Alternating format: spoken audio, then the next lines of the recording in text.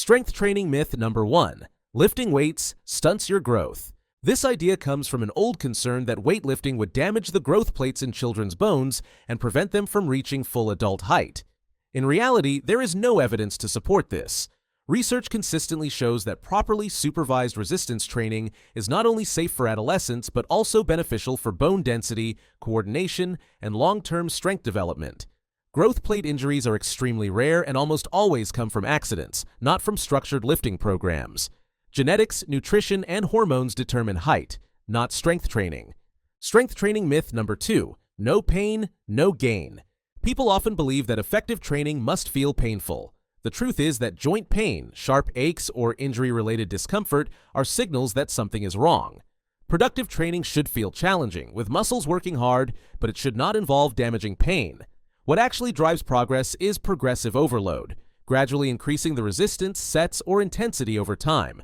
Muscle soreness can happen, but it is not a requirement for growth, and pain in the joints is a warning sign, not a badge of honor. Strength training myth number 3. You need to rest only 60 seconds between sets for optimal muscle growth. While short rests may keep your workouts fast-paced, scientific studies show that resting longer, 2 to 3 minutes, can actually allow for greater strength and hypertrophy gains. Longer recovery between sets gives your muscles more time to replenish energy and allows you to lift heavier in subsequent sets, which translates to more total volume.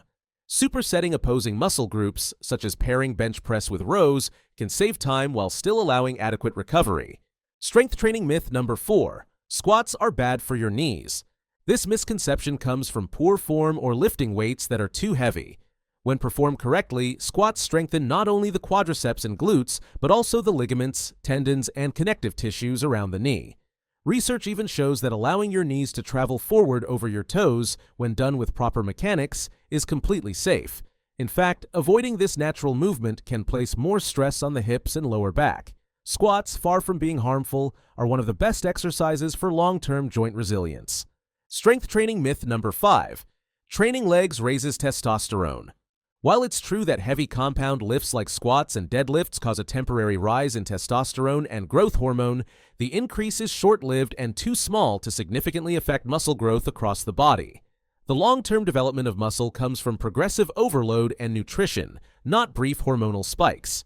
Training legs is essential for balanced strength and physique, but its main benefits are improved lower body power, core stability, and overall calorie expenditure, not permanent testosterone boosts.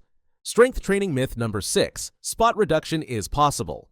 Many people believe that doing crunches will burn fat directly from the stomach or that arm exercises will shrink fat from the arms. Research shows that fat loss is systemic, not local. The body decides where it loses fat based on genetics and hormones, not on which muscles are being trained. Ab exercises strengthen and build abdominal muscles, but visible definition only comes when overall body fat is reduced through a caloric deficit. Strength training myth number 7. Training abs automatically gives you a six-pack. Abdominal training does increase muscle thickness and core strength, but if there's a layer of fat covering the midsection, the muscles will not be visible. Achieving a six-pack requires both muscular development and low enough body fat. Two effective movements are leg raises, which target the lower portion of the abs, and cable crunches, which target the upper portion. Visible abs are the product of both training and diet, not just one or the other. Strength training myth number 8. You can change the shape of your muscles. The structure and attachment points of muscles are determined by genetics. For example, some people naturally have a higher biceps peak or more symmetrical abdominal muscles, while others do not. Strength training can make muscles bigger and denser, which can improve their appearance, but it cannot alter their fundamental shape or insertion points. The shape of your muscles is inherited, not sculpted.